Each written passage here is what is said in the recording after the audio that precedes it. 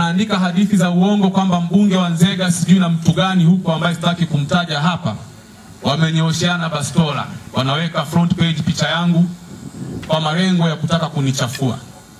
Naomba niseme wananchi wa Nzega, mimi ni mtu mwenye heshima zangu, ni mtu mwenye mafunzo ya uadilifu na uaminifu kutoka kwa wazazi wangu na shule nilizopita.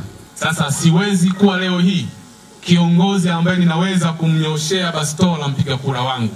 Huu ni uzushi, ni hadithi ya kupika ambayo imetengenezwa na watu wasionitakia mema. Naomba niwaambie mbunge wenu na nidhamu, ninajiheshimu, na hata kama nina silaha kwa ajili ya kujilinda, siwezi kuionyesha hovyo hovyo hadharani. Na ndio maana sijawahi kumuonyeshea mtu hata mmoja.